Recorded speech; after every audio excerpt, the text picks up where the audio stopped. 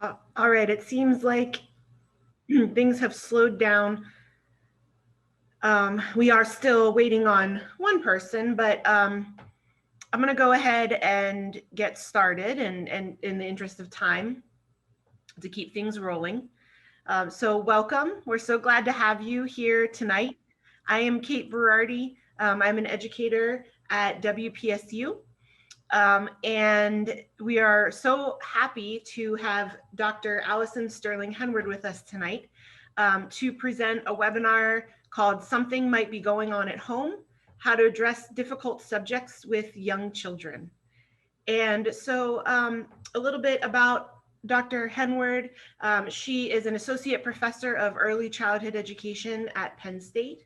And she is excited to be here to talk about her research and some of the applications of her research, specifically focusing on talking to young children about life challenges such as incarceration, homelessness, economic instability, and changing family systems and dynamics. A few notes about tonight. At the end of the webinar, I'll share my email in the chat with you for those of you who are interested in Act 48 credit. And when you email me with your interest, then I'll send you a survey to complete, and that helps to complete the process so that we can get it through the system and get you your credits awarded to you. So also during our webinar here tonight, we will have opportunities for conversation. So Dr. Henward will talk a little bit more about unmuting and in the chat and all of those types of things. But also, if you have a burning question or an issue of some kind, I'll be monitoring the chat. Otherwise, if you could hold on to those things until the very end, and we'll have about 10 minutes at the end to discuss some of those questions without interrupting Dr. Henward while she's speaking. And so I'm going to turn it over now, and thank you all for being with us. And whenever you're ready, Dr. Henward, go ahead. Thank you so much, Dr. Brody. And I just want to say thank you to WPSU and to all the people that make this happen, because you guys are awesome. So I'm really, really thrilled and humbled to be able to do this, to talk about kind of my interests, my passions, and my research, and to do it in such a supportive environment with educators and with people that are really interested in the lives of young children. So thank you so much for the introduction. Yes, I always say that I've had multiple lives, right? So I started out as an elementary and a preschool teacher that just kind of got obsessed with research. So and went the way of educational anthropology. And so I've been a researcher for the last 15 years working with preschool teachers. And so I always have to credit the preschool teachers to whom I have learned and continue to learn from, because in so many ways, these are their stories, right? This is the wisdom that I have learned from them. And it is not something that I come to by myself. So I think that that's something that's really important to me. So, but enough about me, and please, if you have questions, let me know. I really hope that this is, and envision this to be a dialogue.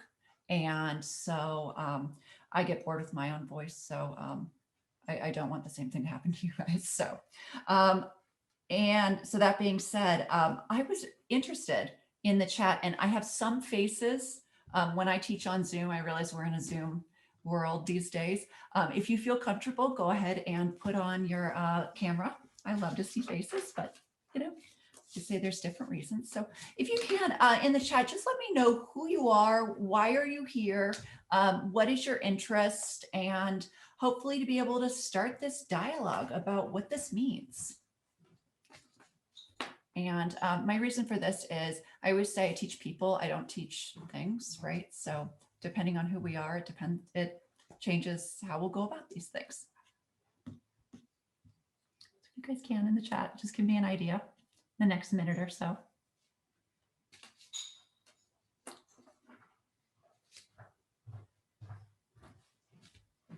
And while this is getting started, I was so thrilled to hear that we have people from all around the world. So yay for joining us in Pennsylvania. So I hope it's a little bit warmer where you are. Today, I'm going to be talking and sharing my screen because for me, images and ideas are really powerful.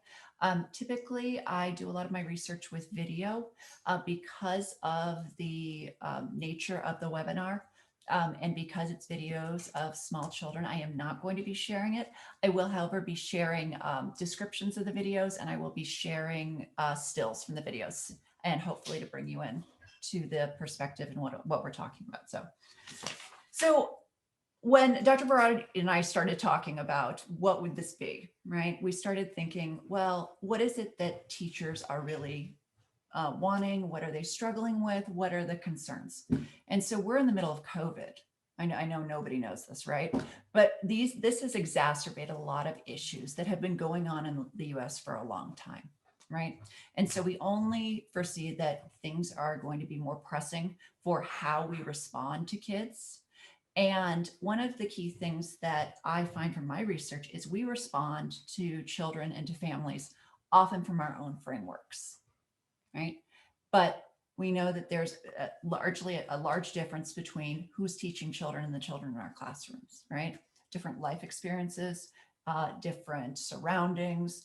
And a lot of these things can sometimes prevent us from seeing the realities of children in ways that, I should say, in equitable ways. So today I'm going to be talking primarily about my research around children whose family members have been incarcerated, but I will be talking about the implications for homelessness, academic instability, and also other research projects.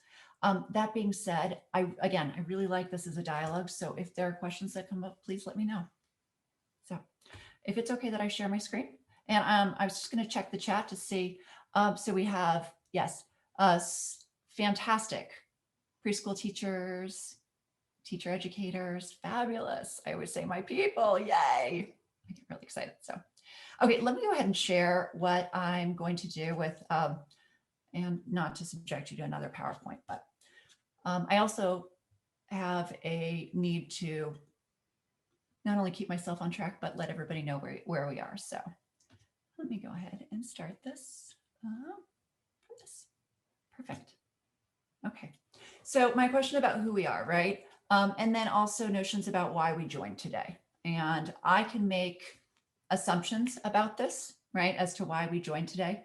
But for me, it's also important to know if this is related to any burning questions we have. So please, as I continue in the chat, if you have any questions about difficult subjects, right? How you envisioned this, what you think this might be, and just to contribute to our conversation.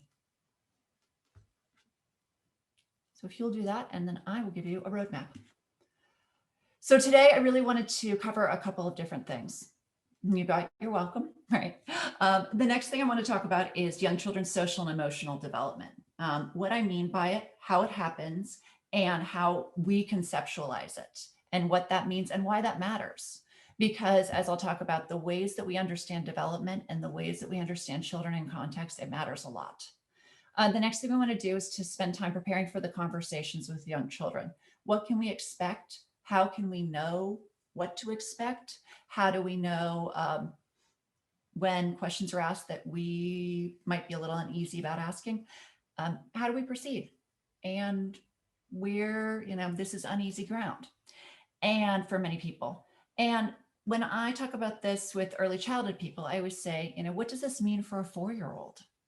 Right? Because the way that I'm going to answer a conversation for a 4-year-old is going to be very different from the way that I'm going to answer a question from a 12-year-old, right?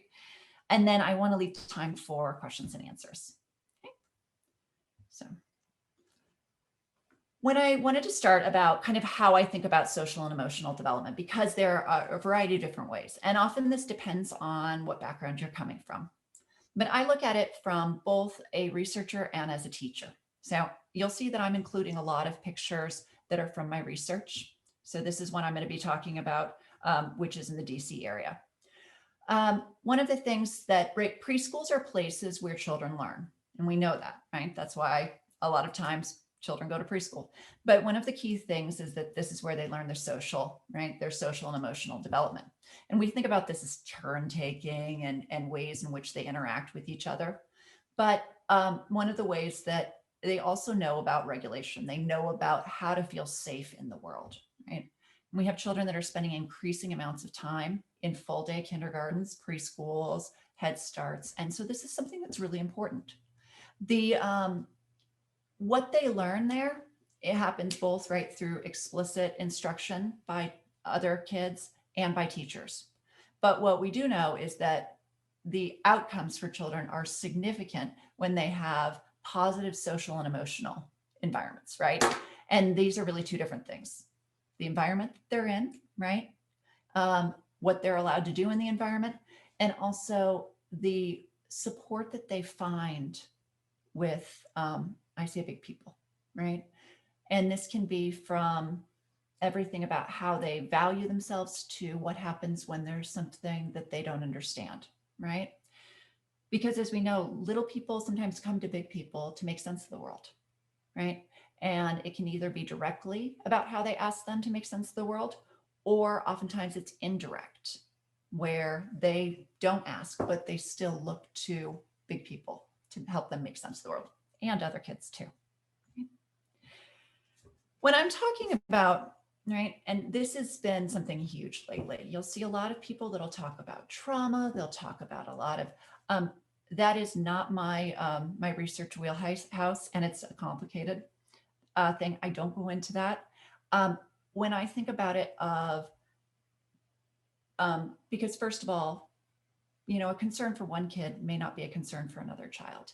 And it's really about how individual children make sense of these things and how teachers respond to them.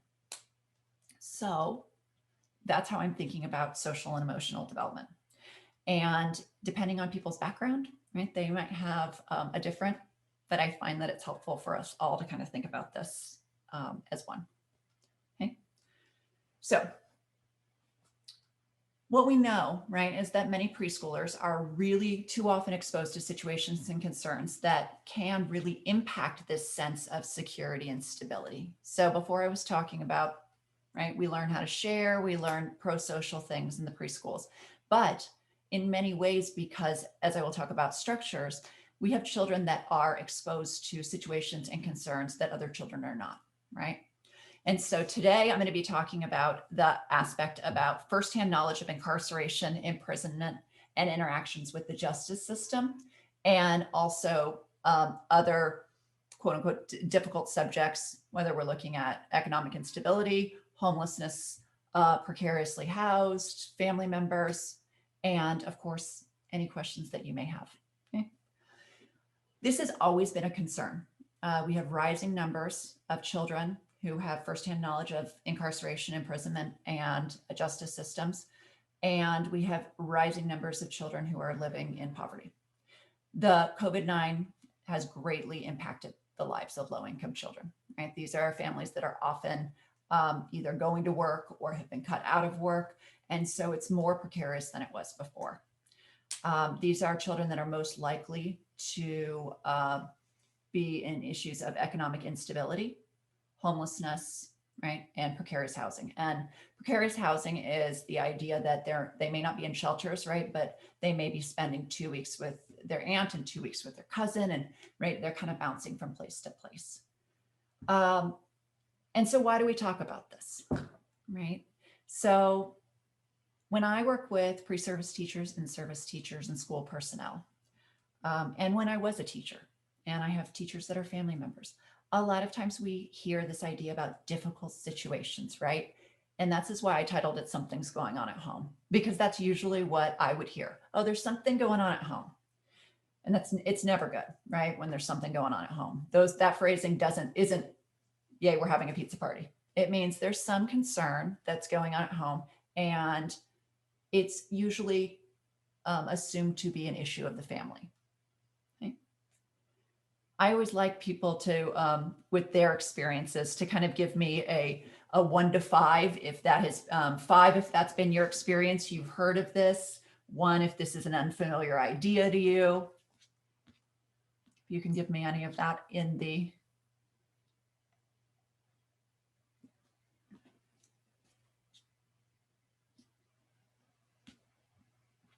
Yeah.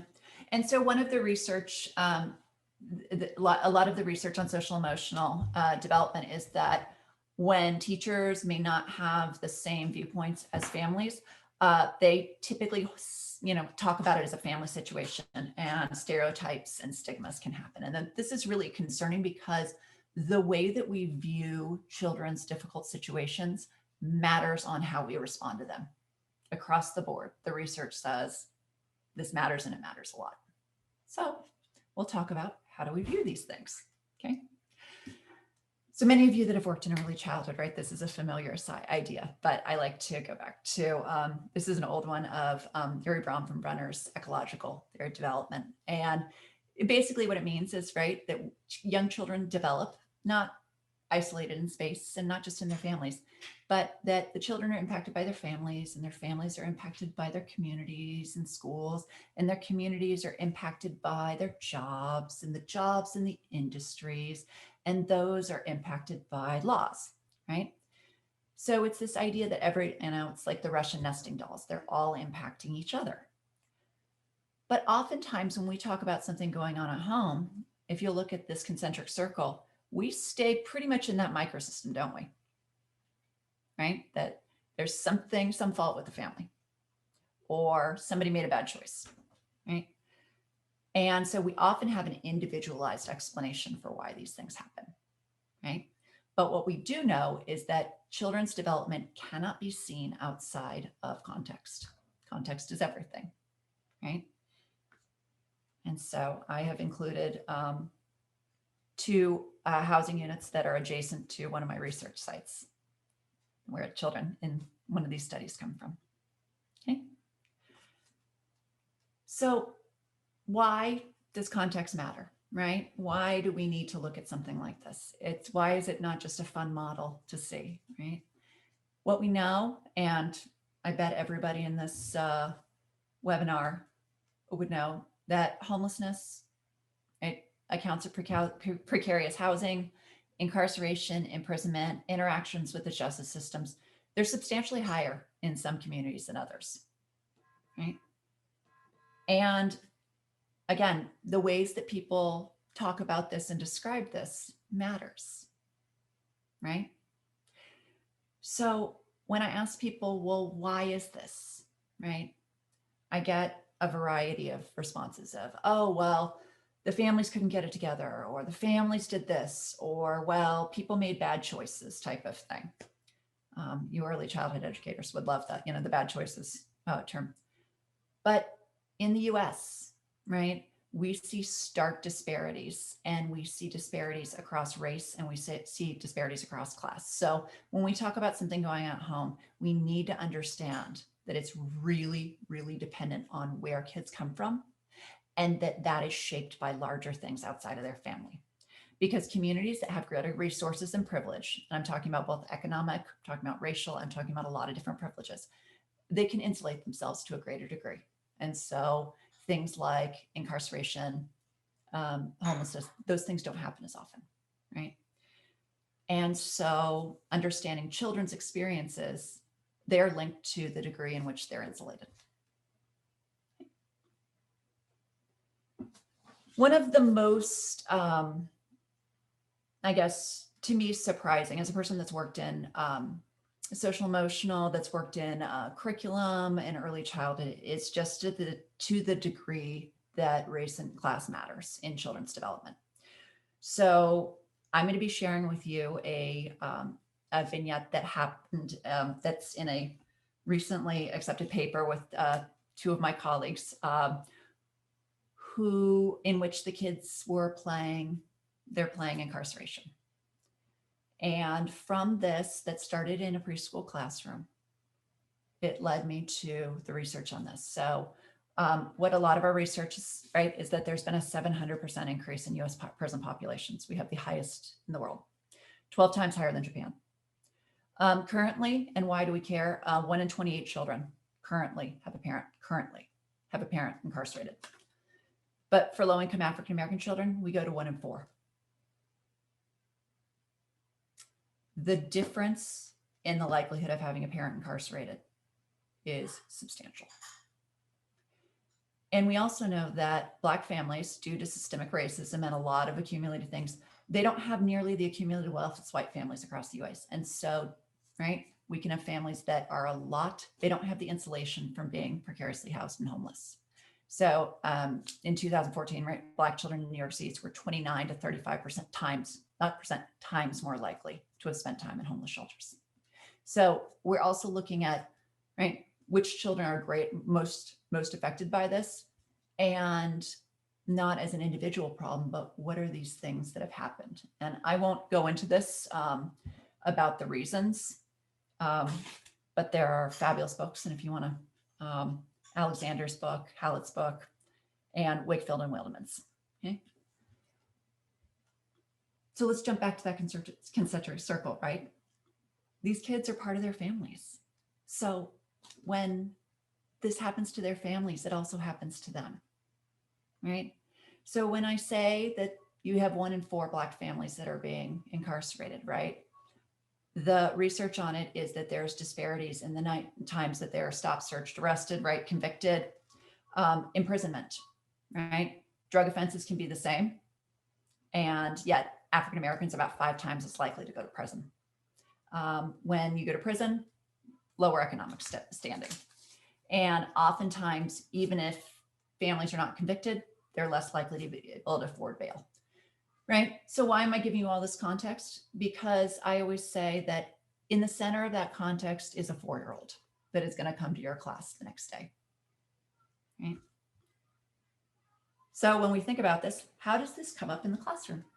So I'm going to stop and pause for a second, right? Because we're thinking about young children. And I'm going to tell you the story of a little boy named Jordan. And a little boy named Jordan who was working through having family members incarcerated. Okay. I would like, if you can, go ahead and share any concerns or any things you've heard, seen, or wondered about. And this can be related to your burning questions in the beginning. But what are some things or ways that you think that these difficult subjects might come up in the classroom? So I'll give you guys about 2 minutes.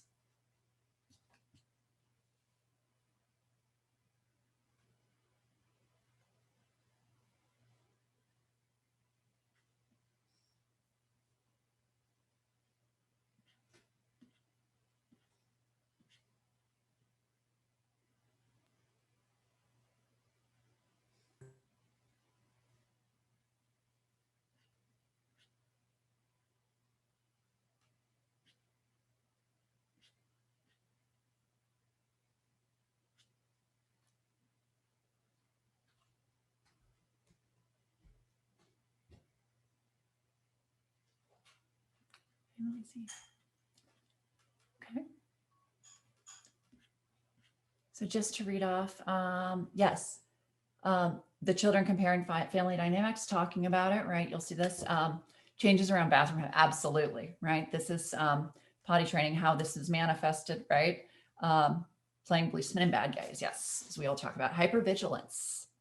And I'm guessing without asking, I think it's Lori, but of children being hyper aware of their environments, if I can ask.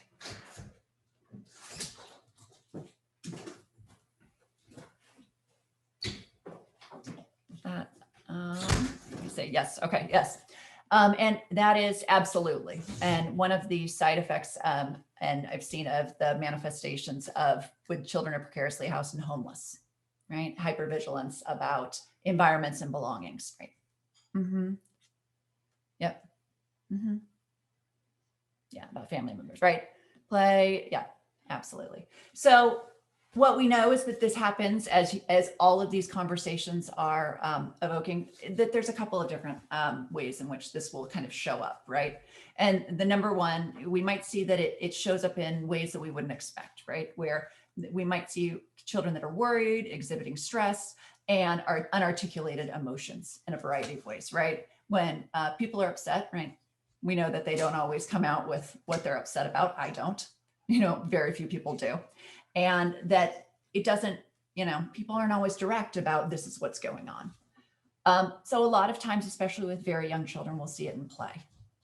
And play has been one of the the main ways that we might see this documented, as people were discussing in the chat, where they're playing out ideas, right? They might be playing with themes about it. And this, one of the things that is a concern is, well, depending on what they're playing. So as I will talk about, these children began by playing what a lot of teachers described as cops and robbers.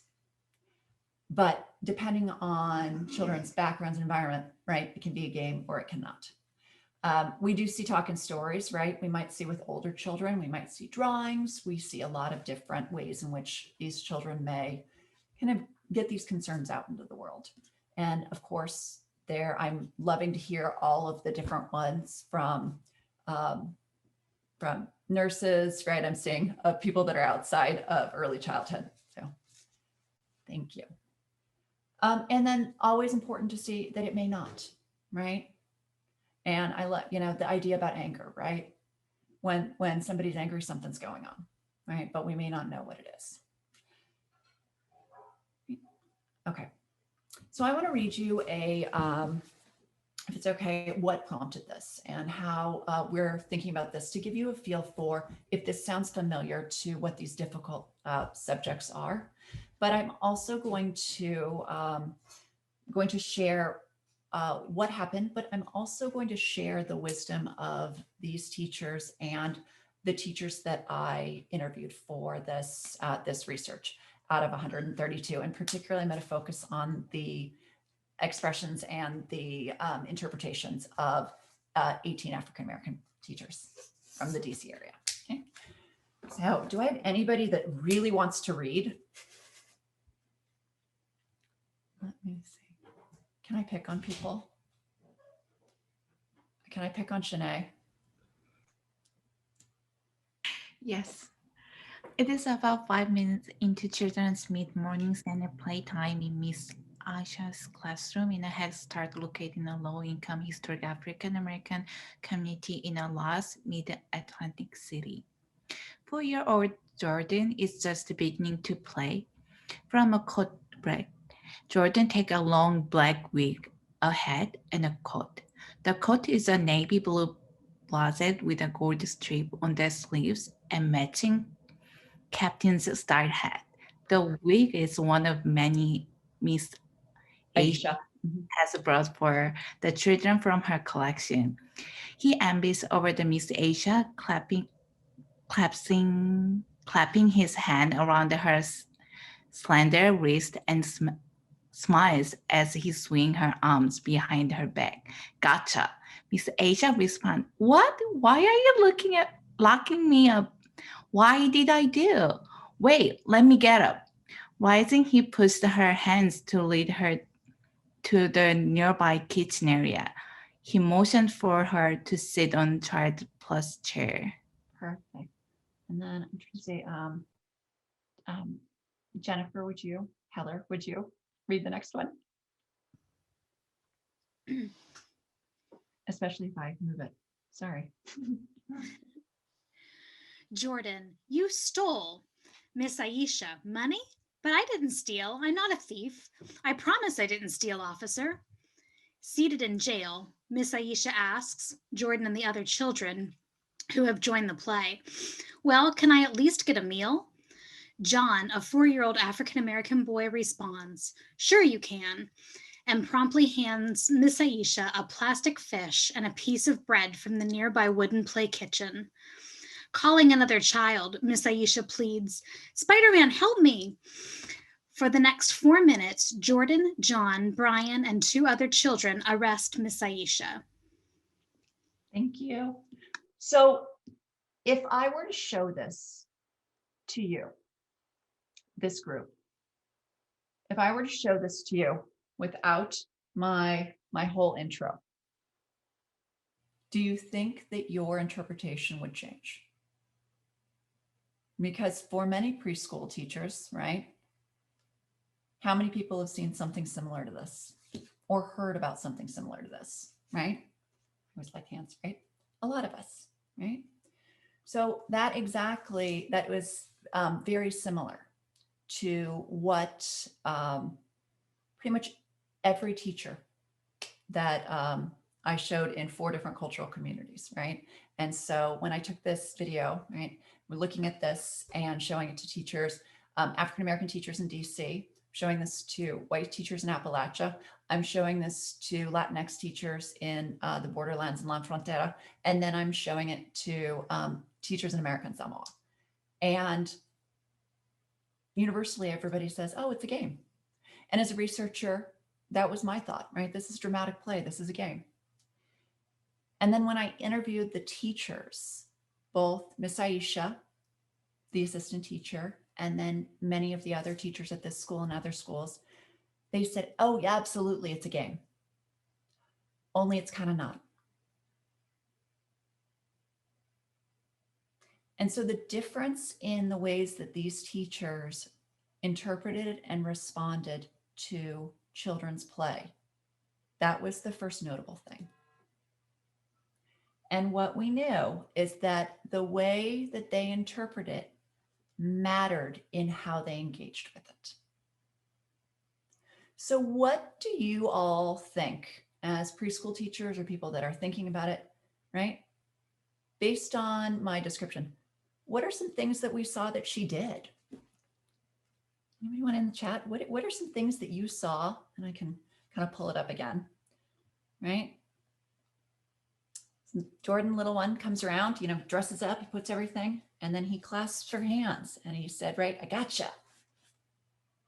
And she goes, Money, but I didn't steal. I'm not a thief, right? And then she lets him lead.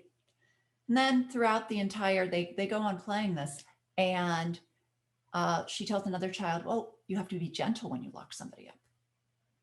So what do we take out of this, right?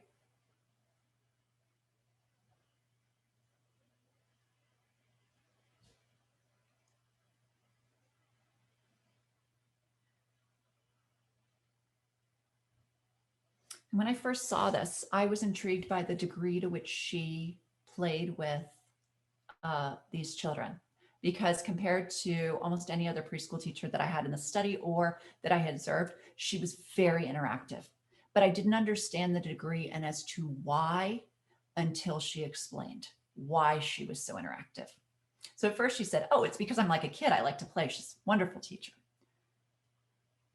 But when I asked her and showed her the video and asked her, well, why is this? And she said to me, right, was this. What she said to me was that Jordan's father and his stepfather were currently incarcerated. What she said to me is that she and the director was that 10 to 15% of the children in this school had parents that were incarcerated. They knew this. They honored their interests, and therefore they were allowing them to explore the ideas. But it wasn't just a space that they were exploring it, right? Because, right, they understood this is both play and not a game. That would just let them explore it. But also what they did is they stepped in and they reframed. So when the kids would bring things and concerns, right? One, they spoke about saying, oh, my dad went to jail because he's a really, really bad man. Well, these teachers, all of the teachers that I interviewed, right? These are Black teachers. And they said, well, you know what? They knew about the disproportionate arrest rates. And they said, even aside from anything else, what is it going to do to this child? And they'd say, no, your dad is not a bad man. Your dad is not a bad man. So they provided care and support. But when they co-played, for me, that's where the really interesting things happened. Okay. What happens next? Oh, sorry. Right. So when she co-plays, she says, well, I did it with these children in mind. But then she talks about asking them to be gentle, telling them they needed to be kind when they locked people up. So this was done in 2017, by the way. So, and she also said that she made a point to ask the children to bring her food and take care of her in jail. And that she did so with a conscious understanding that she needed children to know that their family members and loved ones who might be incarcerated were being taken care of. And so she said, oh, I showed them that no, I told them I didn't want to go back to jail. And then I asked them for different types of food because I needed them to know that their people would be okay, that these family members would be okay. So her ways in which she relates to them in this very relational, responsive way, because she's already picked up what the kids are throwing out, right? And so not only was it the understanding that it was more than a game, it was how do I respond to it and how do I do so in ways that are appropriate for a 4-year-old? And so she talked about the ways in which she said, you know, my purpose on this is to build on where they are, to connect it to where it's child friendly and really to meet them where they are. And she talked specifically about when one point she calls over for Spider-Man. She goes, Spider-Man, help me. And she said things were getting really serious. And so I needed to dial it back because, and when I looked at what she was doing a lot of approaches that were very similar to what Bank Street talks about in their relational approaches and in their emotionally responsive therapy approaches. She said, oh, when it got too serious, I needed to reframe it and I needed to come up with new ideas and I needed to connect that to their existing ideas. And then she said, you know, there are other times where they come to me and, you know, with absolute anger about, you know, the police took my dad away and they did this and they did this, or I hate the police. And they talk about that. And she would say, okay, tell me why. She wouldn't tell them that it's a bad thing. She wouldn't tell them they were being disrespectful. She'd say, okay, tell me why. And they'd talk about it. And then they would talk, right? And she would have them draw. So for me, the sophistication of, I didn't even, you know, and when I went into the research about what was recommended, it amazed me that this teacher had this and knew this. But one of the things that we came to by comparing this to other places is that the ways in which these teachers interpreted things, and by the way, all the other teachers really liked this idea.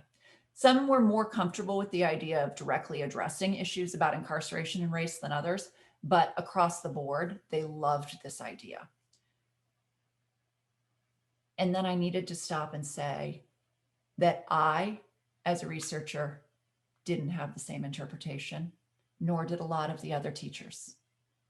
So it tells us, right, that interpretation is everything. Now, does that mean that we have to be from a community in order to do that? No, right? But it means that we need to listen. So we oftentimes have a mismatch between the teachers and the children that they're going to teach, right? So these are kind of the recommendations that have come out of the literature. But in terms of, I just want to make sure in terms of time, on 35 and 40, I want to leave time for discussions, right? And so some of the things that these teachers and other teachers have really come to is the number one thing is getting to know the neighborhood in which you teach, not from your perspective, but from the perspectives of parents, right? And so there's a fantastic book that I love. It's called Ethnographic Eyes. And it's on how teachers can look at classrooms. And it says really, you know, how do you do this from the perspectives of families and communities? The second one is about developing the close relationship with the parents, right? To better understand children's home lives. This was easy for this teacher and this center and a couple of other centers because the parents would drop them off. And the conversations that they would have in the morning were extensive. They would talk about the days, you know, they would just catch up. They had relationships. That doesn't happen everywhere, especially if we have children that are, you know, school buses and what have you. But finding other ways to develop the relationship is really key. From those close relationships, right, educators can better ask families about to share, right, what's going on. And in the sense of, you know, what they're exposed to, and also making sure that families know that teachers understand this as a structural societal thing. Because families sometimes are rightfully concerned and will hide and they're embarrassed or they're concerned, right? But the more open that the teachers are, the more open the parents can be.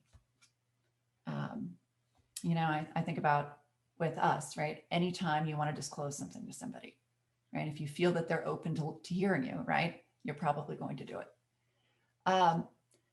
And then, right, so we gather information.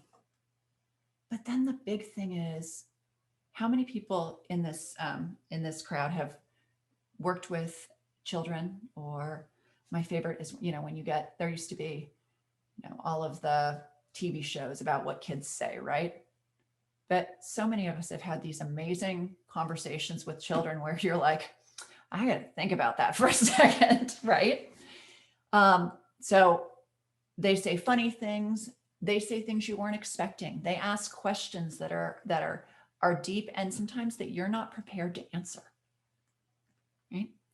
Do you give me a 1 if that's never happened to you, a 5 if it happens every single day, and a 3 if it's happened a couple times?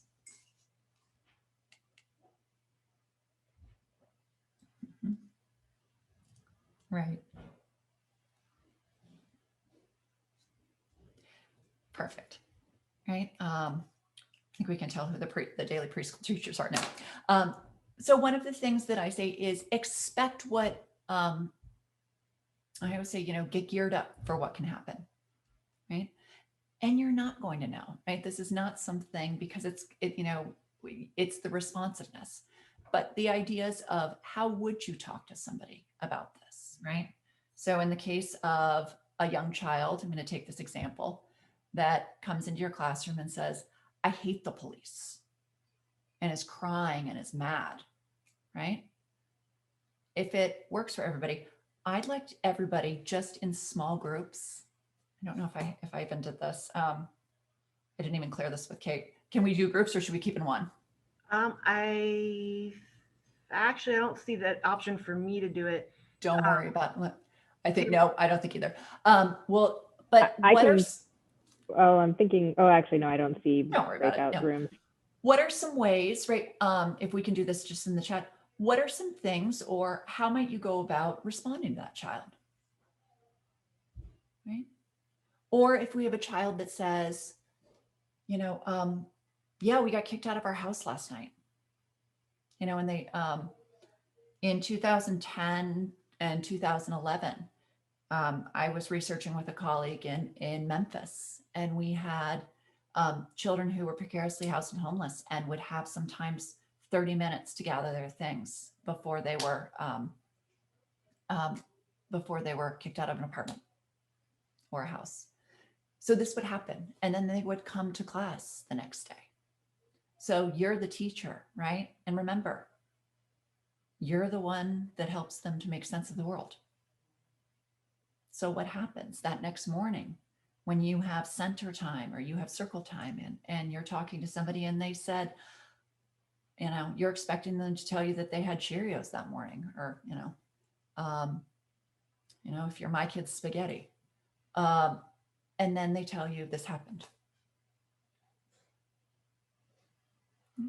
So I'd like everybody to spend about 30 seconds thinking about this, and then maybe give me one thing in the chat, one way you might start.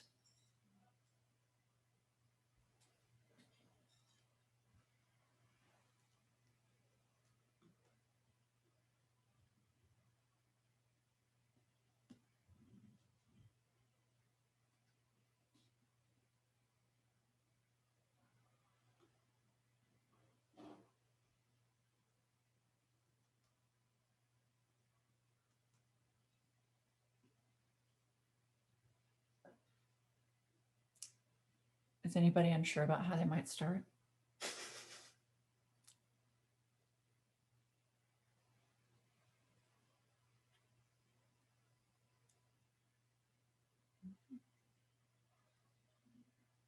Mm-hmm.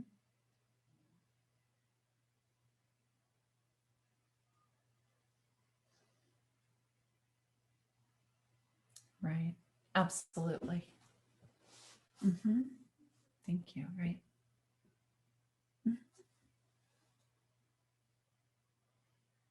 Absolutely. My kids joke with me that my students too joke with me that one of my favorite phrases is, "Oh, can you tell me more about that?" Because I say it all the time, right? And I do it with my children in interviews, because it shows that I'm engaging with them, And it also shows, hey, I need you to tell me a little bit more, right? But it also gives them the option of how they want to engage with me, right? And what we know with little kids, right, for those that have been around toddlers, and is that kids are really great at social referencing, right? So I always say this is, when my children were, learning to walk and running around, and they'd fall down, and then they'd look to me, and I'd look up at the sky, right? Because if you go, oh, then they learn that, right? They reference people. So with, same thing with children. Sometimes, especially if something's really, really scary, right? I'm going to somebody to make something, to make sense of the world. How you respond is going to matter. So practice your poker face. Okay. Some people have it. I don't have it. So it has to be practiced.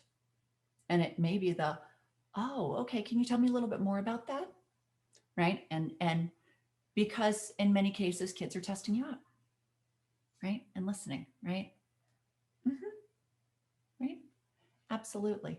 And some of the things that we know also is figuring out what they're actually asking about. Right.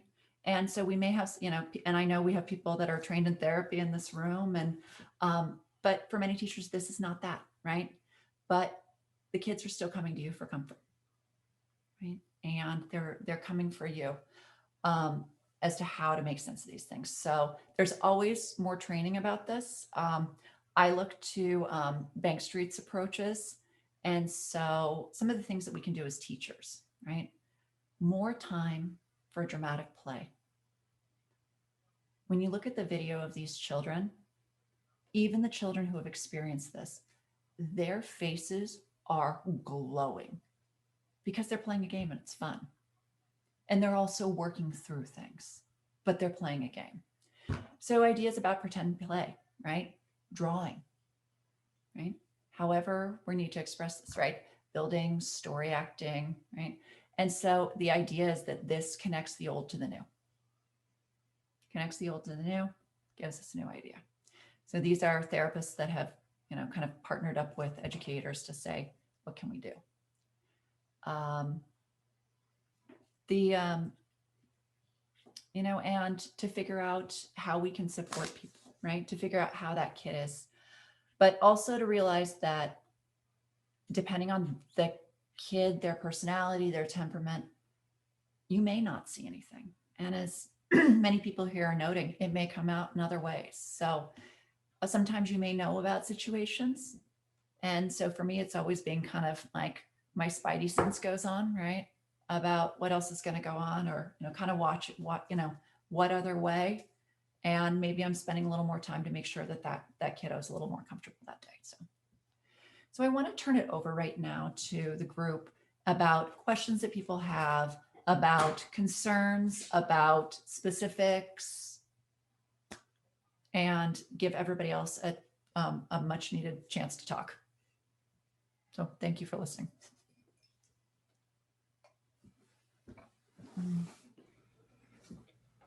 Thank you so much, Dr. Henward. That was really, really great information. So anyone out there, feel free to unmute yourself and ask a question or comment, or you can type it in the chat. So whatever you're most comfortable with. And if there's something that comes out afterwards or you're not quite sure, also I have my contact information, which I'm happy to share. So.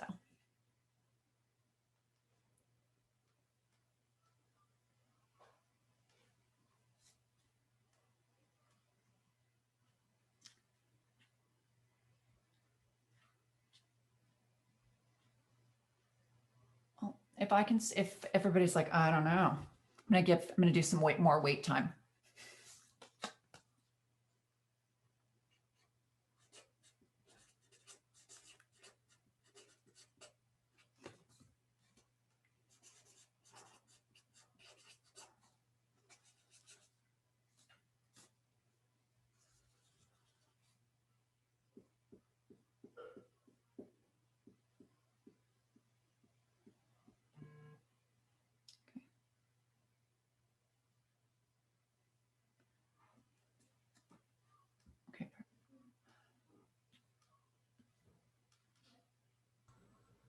So if I have a, everybody's like, oh, that can either be great or, good or bad. But one of the things I think that my major takeaways is that, right, your viewpoint and your understanding is the most important thing out of this,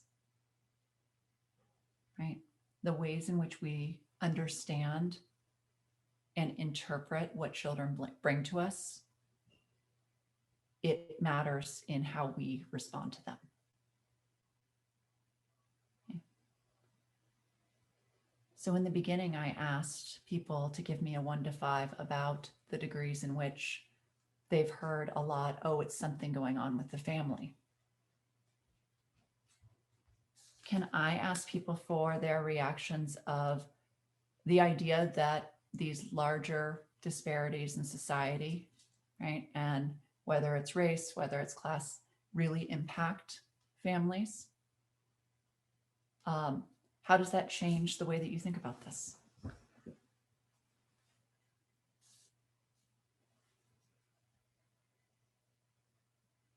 I should say, does it?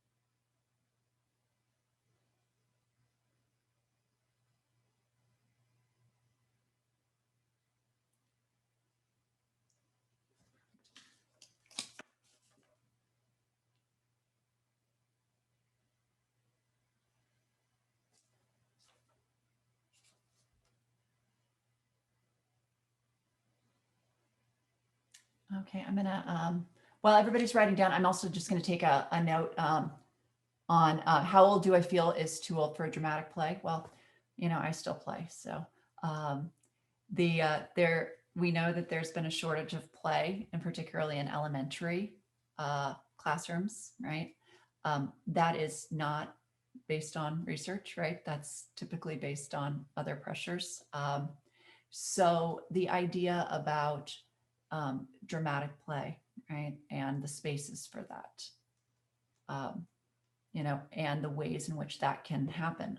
For me, it's a really, and particularly when we have children that may not be given that space as much, I think it's particularly important. Play scholars that I work with would be even more insistent that it continues into older grades, right? But I think the idea of play, we know all the other benefits for it, right?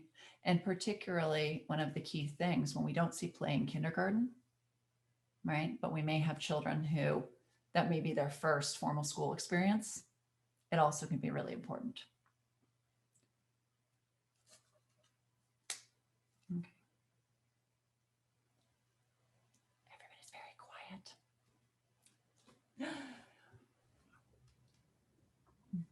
I have a question. So thank you for the wonderful lecture. And if the teacher want to know about student context or what happened in their family, but the parent, they don't want to share what happened to them, then how could we access or how could we approach for the children's well-being? Right. And if families may not want to, may not share, and that is, but I think sometimes it's really important to explain why that's important or why it can be helpful, right? So I always find, like anything else, if I know why I'm asked to disclose information, it's different than if somebody just says, so tell me about this, right? So if to say, this is really important, and I've been noticing this, or he's been talking and she's been talking about this, is there, and especially with when I'm talking about the disparities of also to take the stigma away from it, right? This is something that a lot of kids are dealing with in the US, right? And to be able to talk about it in that way, because I think one of the concerns that we have is that not just, I mean, we're at the highest occurrence of incarceration we've ever had, and it's this country. So to be able to call it for what it is and to say this is a this is a nationwide issue, and to say this is happening to a lot of kids. So we want, and that this is hard for kids, and to think about it in any other way, right? When I talk about this, I talk about it also where, sometimes you have families that are deployed, right? And the families are gone for a long time. Either way, you can have a kid who's, a very important person is gone. And then of course there's additional issues that are going on because you often have lost income, right? And additional income, it's expensive to be in prison. So in answer to your question, right? I would try to open up that conversation again. Thank you. Allison, we had a question about how to support children that are going through a hard time, especially if they got kicked out of their apartment. Right. So one of the things with, about people being kicked out of the apartment or is connecting families to social services, right? Whether they can be, because many families, some families may know, some families don't. So with, like with my undergraduates, we do a lot of things about looking at, WIC, whether we'll look at Section 8, whether we'll look at different housing options, and to be able to support families that way.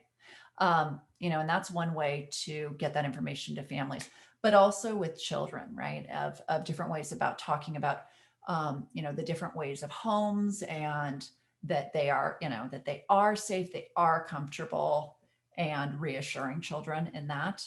But it can be issues of stigma, it can be issues about, about stability. So I think finding out what it is and addressing it that way is helpful. And then also, of course, the social supports, where this is something that definitely impacts some families more than others.